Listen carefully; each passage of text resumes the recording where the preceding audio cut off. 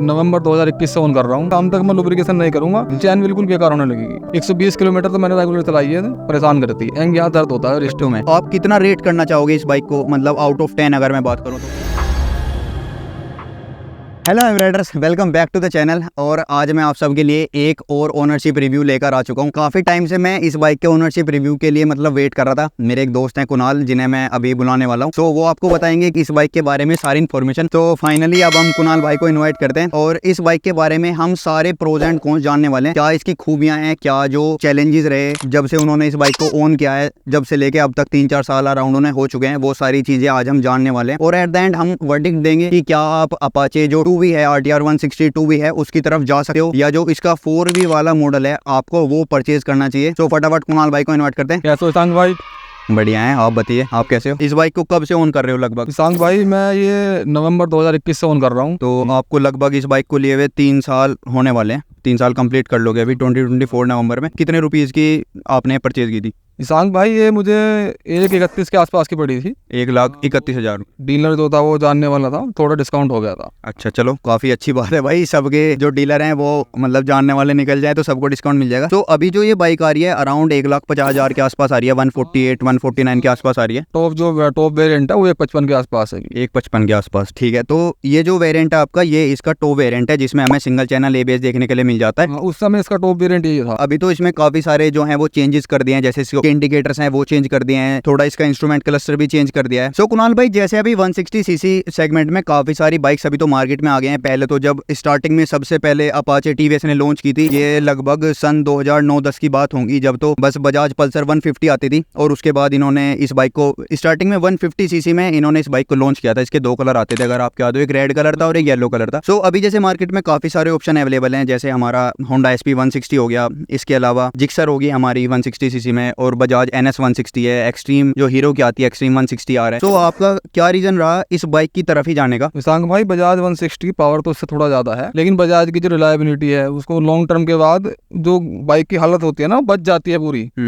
वो बहुत बेकार है, इस वजह से अपाची 160 ली है। हाँ, ये बात तो कह सकते हैं कि जो बजाज की बिल्ड क्वालिटी है लॉन्ग टर्म में, वो थोड़ी उसकी जो चैन है, सबसे ज्यादा चैन इश्यूज हैं। जो बजाज के ओनर्स अगर कोई देख रहा हो तो वो भाई कमेंट करके जरूर बताना नीचे कि उसकी चैन में काफी ज्यादा प्रॉब्लम आती है। वैसे जो इसकी चैन है वो भी ओपन है, जैसे बजाज चैन इसकी भी हल्की है, ओपन है। अगर इसमें आप लुब्रिकेशन नहीं करोगे बार बार करना पड़ता है। हाँ, अराउंड 500 किलोमीटर के बाद मतलब रिकमेंड करती है कंपनी। नहीं 500 ये छोड़ो, आप इसमें हर चौथे दिन करना पड़ता है लुब्रिकेशन। अच्छा, लगभग हर अभी भी हम 150 किलोमीटर के बाद। आज जैसे बारिश पड़ रही है, हाँ, तो ये बार बार पानी में निकली है बाइक, तो अभी ये ऐसी आवाज कर रही है जैसे कोई झुंझुना बज रहा हो ना, इस तरह की आवाज कर रही है। इसमें शाम तक मैं लुब्रिकेशन नहीं करूंगा, चैन बिल्कुल बेकार होने लगेगी। अच्छा। तो भाई ये चीज का आपको ध्यान रखना है, अगर आप 2V की तरफ जाते हो तो जो चैन है वो लुब्रिकेट आपको कंटिन्यूअसली करनी पड़ेगी। तो कुणाल भाई, जैसे बजाज की NS 160 है, उसकी जो पावर है वो 17 PS के अराउंड है, और इसकी पावर अराउंड 16.0 PS है, जैसे कि अभी हमने बात की। सो आप 1 PS पावर मतलब उसकी ज्यादा है, उसके बावजूद भी जैसा आपने बताया कि पावर की वजह से आपने ली, तो आपको नहीं लगता कि आपको बजाज की तरफ जाना चाहिए था बजाय इसके? नहीं सांग भाई, मैंने वो चला के देखी थी।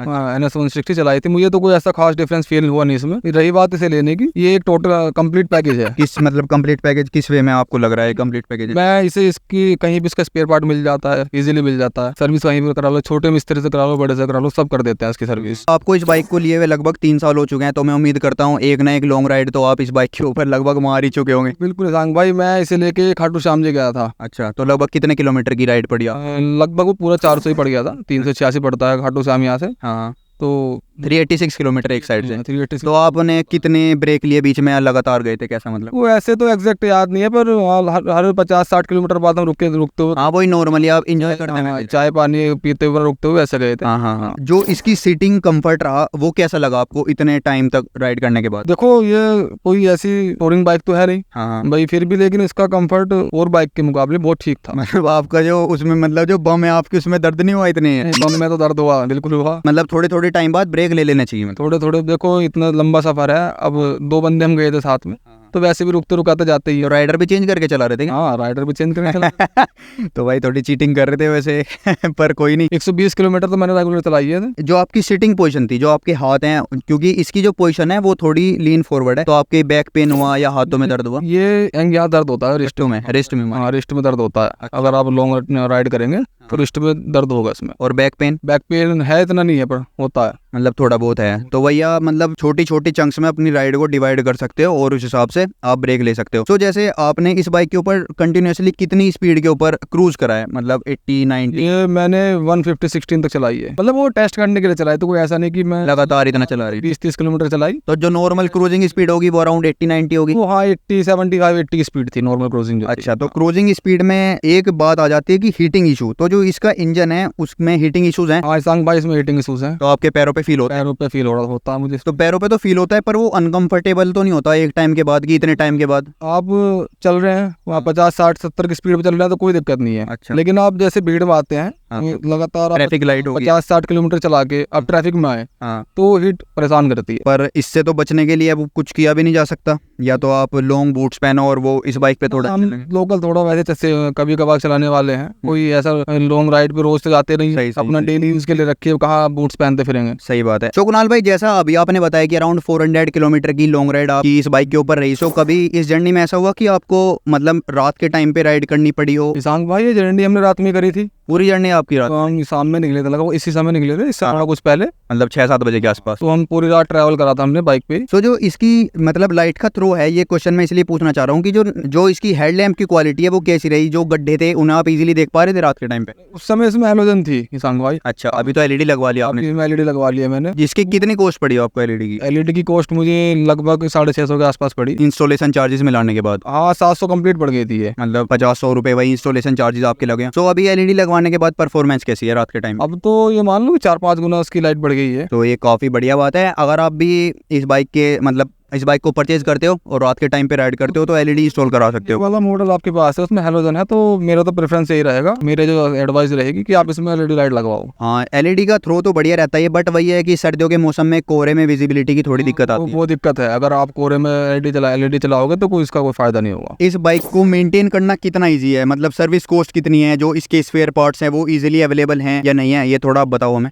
इसकी सर्विस जो है लगभग मैं 2000-2100 किलोमीटर करा लेता हूँ। 2000 इसकी मेरी लिमिट है सर्विस कराने की, 2000 रुपये में इसकी सर्विस करवा लेता हूँ। अच्छा, ठीक है। सर्विस कोर्स इसकी जो है 1500 रुपये में इसकी सर्विस पूरी हो जाती है। 1500 में आपका इंजन ऑयल हो गया, ऑयल फिल्टर हो गया, ऑयल फिल्टर ये और हमारे लेबर चार्जेस हो गए। लेबर चार्ज हो जाते हैं लोकल शॉप से, अच्छा, कंपनी अच्छा। की बात नहीं कर रहा हूँ। हाँ हाँ हाँ। लोकल शॉप से आप अच्छे मैकेनिक से कराओगे 1500 के अंदर अंडर सर्विस हो जाएगी इसकी। तो काफी मेंटेनेबल है, मतलब इजीली मेंटेनेबल है बाइक का, मतलब बहुत ज्यादा खर्चा नहीं है बाइक का, क्योंकि ये अपने सेगमेंट की ये सबसे लो मेंटेनेंस बाइक है। अब कुणाल भाई, मैं आपसे एक थोड़ा सिली सा क्वेश्चन पूछने वाला हूँ कि क्या आपको कभी इस बाइक में वैसे पंक्चर हुआ है? क्योंकि इसमें ट्यूबलेस टायर्स दिए हुए हैं, तो कितना रेगुलरली पंक्चर होता है, नहीं होता है, क्या एक्सपीरियंस है आपका? ईशांक भाई पंक्चर तो देखो नेचुरल चीज है, ये तो कहीं भी हो सकता है, लेकिन आज तक कोई मुझे ऐसा ये तो मैं कोई मेजर चीज मेरे साथ नहीं हुई कि मैं रास्ते में कभी ऐसा खड़ा हो गया हाईवे पे कि यहाँ कोई 20-30 किलोमीटर तक पंचर वाला नहीं है। हाँ, बहुत रेयरली पंचर होता है, बहुत कम। तो ये बाइक आपने हर टेरेन पे चलाई होगी, मतलब टेरेन कह रहा हूँ, सिटी में चलाई होगी, ट्रैफिक में, हाईवे में, हर जगह चलाई होगी, तो इसकी जो मनोवरिंग है कितनी इजीली बाइक निकल के मतलब चली जाती है? भाई मनोवरिंग तो ईशांक भाई इसकी बहुत ईजी है। अच्छा। बहुत आप सिटी में से मतलब किसी भी तरह कट मार के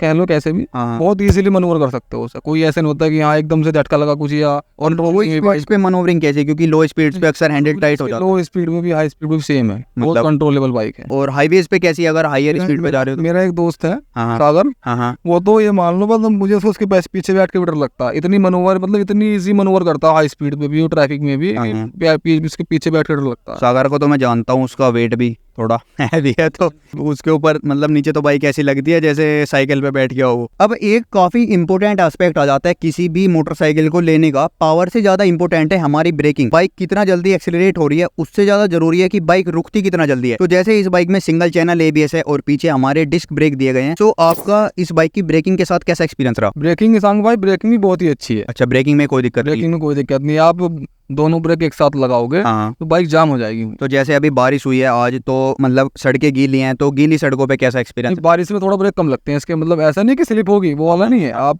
जैसे नॉर्मल ब्रेक वो तो एबीएस की वजह से है थोड़ा, क्योंकि मतलब जिससे टायर स्लिप ना हो। बारिश में ब्रेकिंग कम होती है। अच्छा, जैसे ब्रेक ड्राइव्स पे लगेंगे ना, हाँ। सूखे आज वेदर इसकी में पैडल डिस्क प्लेट्स हैं, इसकी पैडल डिस्क प्लेट दी गई हैं। पानी लगने की वजह से कम लगते होंगे, आप इसे कल धूप निकल जाएगी, हाँ। कल ये अच्छे लगेंगे अपना आप ही। तो ब्रेकिंग में कोई दिक्कत नहीं है। ब्रेकिंग कोई और हायर स्पीड से ब्रेक कैसे हैं कि अगर आप 80-90 हाईवे पे जा रहे हो और जो ब्रेकिंग होते हैं उस पर ब्रेकिंग उस पर भी अच्छी ब्रेकिंग है, कोई समस्या उस पर बढ़िया है। तो जो दोनों ब्रेक्स हैं वो एक साथ अप्लाई करते हो या मतलब एक एक ब्रेक? मेरी तो आदत है, मैं वैसे दोनों ब्रेक एक साथ अप्लाई करता काफी बढ़िया आदत है भाई। हूँ। अगले वाले थोड़े कम लगाता हूँ, पिछले ज्यादा, लेकिन अप्लाई दोनों करता हूँ। तो कुणाल भाई बहुत लंबी आपने लॉन्ग राइड की थी 400 किलोमीटर की, तो इस पे आपका इसमें वाइब्रेशन कितनी रही? वाइब्रेशन तो सांग भाई देखो, आप इससे कम स्पीड पे चलाओगे, 70 या 80 तक 80 पे चलाओगे तो वाइब्रेशन आती है इसमें। अच्छा, हायर जी हाँ, ये इसकी एक अजीब बात है बहुत। आप इसे 80 के बाद जैसे 100 क्रॉस करेगी, 90 95 100 पे भी जाएगी, उसके बाद बात तो इसमें वाइब्रेशन आती नहीं है। अच्छा, तो ये काफी अजीब बात है, मैं पहली बार सुन रहा हूँ, क्योंकि रॉयल एनफील्ड में तो वाइब्रेशन 50-60 क्रॉस उसमें तो जो है वो जितनी आप स्पीड बढ़ाओगे उसमें तो उतनी तो वाइब्रेटर बन जाता है भाई। है भी तो प्योर में आई। अब जैसे हम कोई भी बाइक परचेज करते हैं, सो अभी हम सब लोग मिडिल क्लास ही हैं, तो हम सब एक ऐसी बाइक परचेज करते हैं जो मल्टीपर्पज हो, समझ रहे हो ना, कि जो हमारा थोड़ा मान लो कभी घूमने का मन है तो हमें थोड़ा ऑफ रोडिंग में भी थोड़ी सी परफॉर्मेंस दे दे, मतलब ज्यादा नहीं, हल्की सी, मतलब पार करा दे उसे। और हाईवेज पे तो हम लोग एक्सपेक्ट करते ही हैं। तो जो बाइक के सस्पेंशन है वो कैसा परफॉर्म करते हैं हमारा ऑफ रोडिंग में, अगर गड्ढे और अचानक से कोई पोर्ट होल हो जाए, समझ रहे हो ना भाई, हमारी भारतीय सड़कें, इंडियन रोड्स हैं ऐसी, इसमें कोई बुरा मानने वाली बात नहीं कि अचानक से गड्ढा आ जाता है, सो उसमें एकदम से ऐसा है कि बाइक कंट्रोल खो देती है, या जो उसके सस्पेंशन है वो उसे इजीली एब्जॉर्ब कर लेते हैं गड्ढे को? ऐसा तो नहीं है संग भाई, बाइक इजीली कंट्रोल होती है। अच्छा। अगर कोई ऐसा पोर्ट होल भी आया कुछ है तो बाइक इजीली कंट्रोल हो जाती है, कोई समस्या नहीं है इसमें। और ऑफ रोडिंग में सस्पेंशन कैसे हैं इसके?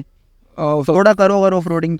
ऑफ रोडिंग इतना नहीं करा, लेकिन कोई ऐसा नहीं, नॉर्मल रोड्स पे गड्ढे हैं। अभी बैक में ऐसा नहीं कि एकदम हम्प लगाओ जरका आया हो, कोई ऐसा नहीं है बिल्कुल भी। अभी हम लोग सारे इसके प्रोज जान चुके हैं, अभी हम कुणाल भाई से पूछने वाले हैं। कुछ ना कुछ दिक्कत तो इन्हें इन पिछले 3 साल में आई होगी, जिन्होंने इन्हें बहुत ज्यादा परेशान किया होगा। एक दिक्कत तो है जो इन्होंने पॉइंट आउट करी है, वो है इसकी चैन की, कि इसकी जो चैन है वो काफी कमजोर है। इसके अलावा कुणाल भाई और कोई दिक्कत अगर आप बताना चाहो तो? सांग भाई इसमें एक जो बड़ी दिक्कत है वो मैं बताता हूँ आपको। ये अपाचे मेरे चाचा के पास भी है। अच्छा, ये जो इसके ये बटन है ना, इंस्ट्रूमेंट क्लस्टर के बटन जो है, कंट्रोल बटन, कंट्रोल बटन जो है, हाँ, ये बहुत जल्दी खराब होते हैं। ये मेरे 1 साल पहले खराब हो गए थे। ऐसा है, ये कभी चल भी जाते हैं अपना आप ही। अच्छा अच्छा, अपना आप चल जाएंगे, अपना बंद हो जाएंगे, पता ये क्या ऑटोमेटिक है भाई? इसमें नहीं है। अच्छा, दूसरी- सब में ही है। हाँ, दूसरी अपाची में सबका तो नहीं पता, दूसरी अपाची एक और है चाचा के पास, उसमें भी ऐसा होता है। अच्छा, उसमें भी ये दिक्कत है। हाँ। इसके अलावा कोई रस्टिंग की दिक्कत आई है आपको, कहीं बाइक में रस्ट लग गया हो? ये काफी बाइक में की तो कोई ऐसी दिक्कत नहीं आई, लेकिन इसमें जो है इसका पिछला हिस्सा है ना, ये मान लो जैसे ये पूरा सिस्टम जो है इसका, ये सोकर हुआ बिना आवाज का तो पता नहीं आती कहाँ था, लेकिन ये आवाज बजती है, झुनझुन की आवाज हो बहुत सकता है जो पीछे के ये पैनल तो इनमें से बज जाते ये इसी लोहे के स्ट्रक्चर में आवाज है। या तो पता नहीं आती कहाँ से, वो पता नहीं, मैकेनिक भी आज तक सोल्व नहीं कर तो ऐसा सभी अपाची में आपको लगता है कि सब में ही सब में ही है आवाज, सब में ही दिक्कत है? हाँ, झन की आवाज आती है। आप भी कभी नोटिस कर लो, कोई अपाचे जा रही हो हाँ हाँ, थोड़ा सा, तो वो पीछे से आवाज करती जाएगी। नहीं, मैंने बजाज की जो चेन है उसमें तो काफी आवाज सुनी है, वो झन करती है, पर अपाचे में तो मतलब मैंने कभी नोटिस नहीं किया, मैं सही बताऊं। मुझे देखो आप कभी करना, लेकिन मैं बताऊं 2 अपाचे हमारे पास है, दोनों से आवाज आती है। तो आपको लगता है इसका कोई सोल्यूशन है? इसका सोल्यूशन तो मैकेनिक आप सर्विस होकर आएगी, 2 दिन ठीक चलेगी, बढ़िया बिल्कुल साइलेंट। 2 दिन के बाद फिर ये 2 दिन के बाद फिर वो दिक्कत करती है। तो आप एक बार शोरूम को दिखा सकते हो अगर कुछ कर दें तो वे? हाँ, शोरूम दिखाएंगे बिल्कुल। व्यूअर्स भी ये कहेंगे भाई शुरू से जो है पढ़ाई करते जा रहे हैं तो फिर इसकी गलत चीज़ तो बतानी चाहिए। नहीं, सही, बिल्कुल मैं सहमत हूँ इस बाइक से आपकी। इसके अलावा और कोई दिक्कत आपको आई हो? जो पिलियन के लिए जो सिटिंग कंफर्ट है वो कैसा है, अगर किसी ने आपको कहा हो कि भाई दिक्कत आ रही है? 2 सीटर, ये तो 3 तो बैठना नहीं चाहिए, हालांकि नहीं, तो वैसे, लेकिन अगर कभी बैठते हैं हाँ, तो उसको कोई कंफर्ट नहीं है। कंफर्ट है पीछे वाले पीछे पिलियन को? सेकंड सीट के लिए बहुत कंफर्ट है। कंफर्ट है, लॉन्ग राइड्स पे कंफर्टेबल है? पिलियन सीट भी कंफर्टेबल है, कोई दिक्कत मतलब अलग से सीट लगाने की जरूरत नहीं। ऐसा कुछ नहीं है। चलो, तो ये भी एक काफी पॉजिटिव। और कोई अगर कोई ऐसा बंदा है आगे जो बिल्कुल ऐसा है तगड़ा है, उसे तो दिक्कत तो आएगी। पीछे वाले को दिक्कत। हाँ, उसका तो एरिया कम पड़ जाएगा ना। अगर मेरे जैसे 2 बंदे हैं आराम से बैठेंगे, मेरा दोस्त है वो सागर। बैठता है तो फिर तो मुझे यहाँ बैठना पड़ता है। हाँ, वो थोड़ा उसका क्रॉस सेक्शन एरिया बड़ा है तो इस वजह से और कोई दिक्कत? सागर भाई देखेंगे नहीं, सागर भाई हमारे मित्र हैं।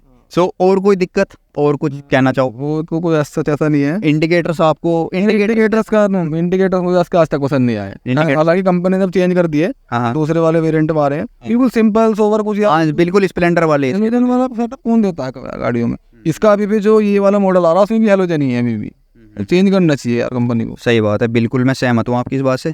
सो कुणाल भाई, अभी हम लोग इसकी सारी जो इन्फॉर्मेशन है वो ऑलमोस्ट जान चुके हैं। सो आप कितना रेट करना चाहोगे इस बाइक को, मतलब आउट ऑफ 10 अगर मैं बात करूँ तो? और आप रिकमेंड करना चाहोगे इस बाइक को अगर कोई खरीदना चाहता है? रिकमेंडेड है मेरी तरफ से, तो परचेज कर सकते हैं? बिल्कुल कर सकते हैं। मैं इसे 8 आउट ऑफ 10 देना चाहूँगा।